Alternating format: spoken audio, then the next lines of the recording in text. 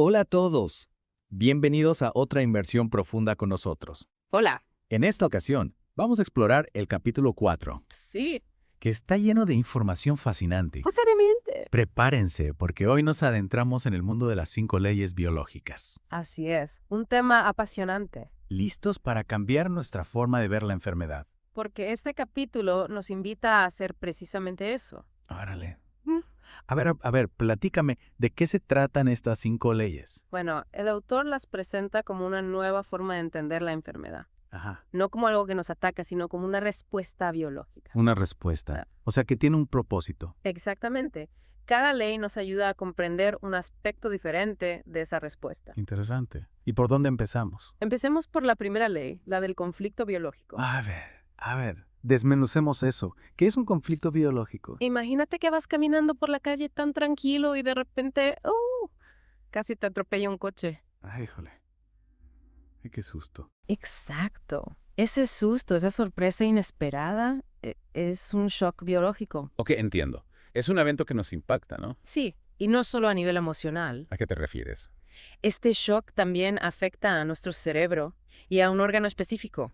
O sea que el susto puede enfermarnos. En cierto modo, sí. Ahora, explícame eso mejor. El autor lo llama DICHES o síndrome de Dirkhammer, Ok.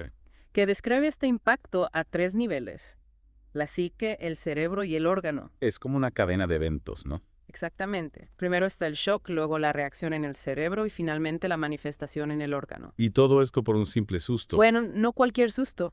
Tiene que ser un evento que percibimos como una amenaza a nuestra supervivencia. Entiendo.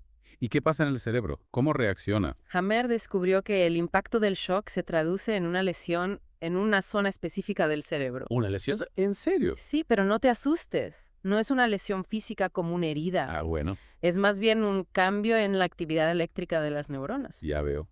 Como un cortocircuito. Exacto. Y cada zona del cerebro está conectada a un órgano específico. Entonces, dependiendo de la zona del cerebro afectada, se manifestará la enfermedad en un órgano u otro. Así es. Por ejemplo, si el conflicto está relacionado con un miedo a morir de hambre, la lesión podría estar en la zona del cerebro que controla el estómago. Y eso podría manifestarse como una úlcera, ¿no? Exactamente. O como gastritis o algún otro problema digestivo. Es increíble cómo todo está conectado. ¿Y qué tiene que ver todo esto con la homeopatía? Buena pregunta. Recuerda que Hahnemann ya nos hablaba de la importancia de la causa de la enfermedad. Sí, él decía que había que tratar al paciente, no a la enfermedad. Exacto. Y con esta primera ley, Haber nos da una pista fundamental sobre esa causa. O sea que el origen de la enfermedad no está en el órgano enfermo, sino en el conflicto biológico. Exacto. La enfermedad es una respuesta a ese conflicto, un intento del cuerpo por adaptarse a una situación que percibe como amenazante. ¡Wow! Es una forma totalmente diferente de ver la enfermedad. Y para comprender mejor esa respuesta, tenemos que pasar a la segunda ley, que nos habla de las 2 fases de la enfermedad. Me muero de la curiosidad. ¿De qué se tratan esas 2 fases? Te lo contaré todo en la segunda parte de nuestro Deep Dive. Perfecto. No se la pierdan. Nos vemos en la próxima. Hasta pronto. Ya estoy lista para la segunda ley, la de las 2 fases. ¿Me puedes platicar más sobre eso? Claro que sí. Después del impacto del conflicto biológico, Ajá. el cuerpo entra en una primera fase, Ok. que Hammer llamó fase activa. Fase activa. Ajá. En esta fase, la persona está dominada por el conflicto. Dominada. Sí, su mente está constantemente pensando en la situación que desencadenó el shock. Entiendo. ¿Y cómo se manifiesta eso en el cuerpo? Depende del tipo de conflicto y del órgano afectado, pero en general Ah. hay síntomas como insomnio, pérdida de apetito, manos frías. Sí, como cuando uno está estresado. Exacto, es una fase de mucho estrés. Y supongo que después de la fase activa viene. La fase de curación, que Hammer llamó fase de reparación o fase PCE. sería? En esta fase, el cuerpo empieza a recuperarse del impacto del conflicto. Ajá. Los síntomas cambian. ¿En qué sentido? Por ejemplo, si en la fase activa había insomnio, en la fase de curación puede haber mucho sueño. Ah, como que el cuerpo está recuperando el sueño perdido. Exacto. Ay, Y así no- con otros síntomas. Interesante. Entonces, la enfermedad no es estática, sino que va evolucionando. Totalmente.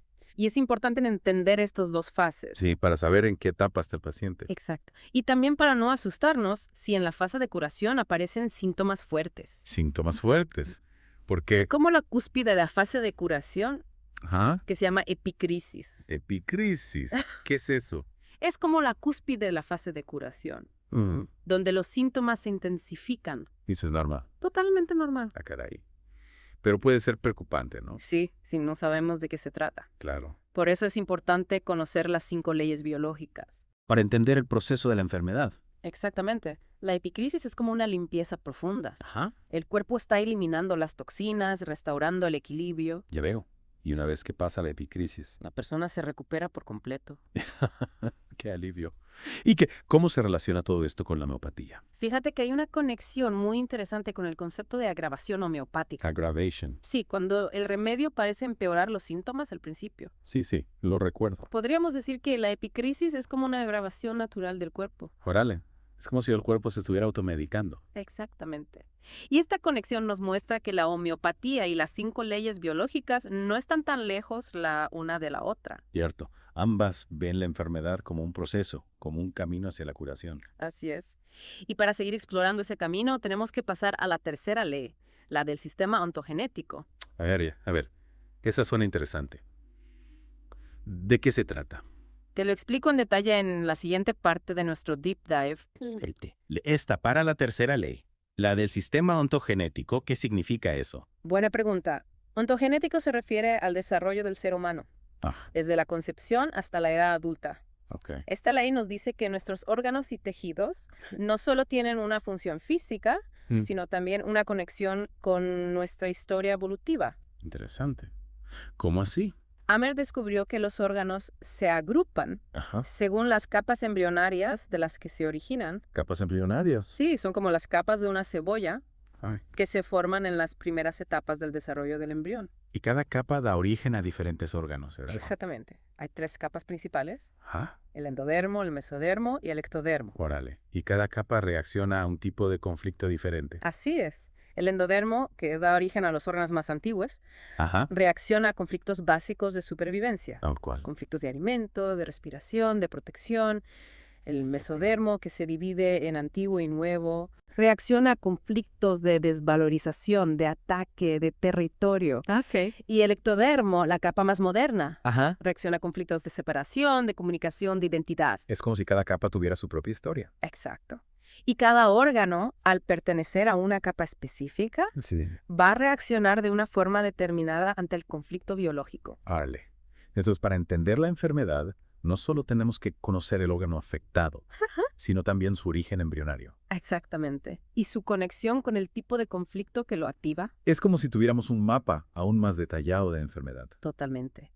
Y para completar este mapa, Sí. necesitamos la 4ª ley, la de los microbios. De los microbios. Eso me dejó pensando mucho. Es que es revolucionaria. Sí, porque nos hace ver a las bacterias y a los virus de otra manera. Totalmente. Amén nos dice que los microbios no son nuestros enemigos, En serio. sino que son nuestros aliados en el proceso de curación. Aliados, ¿cómo así? Los microbios actúan como equipos de limpieza. Que entran en acción en la fase de curación. ¿Y qué hacen exactamente? Depende del tipo de microbio y del tejido afectado. Ok.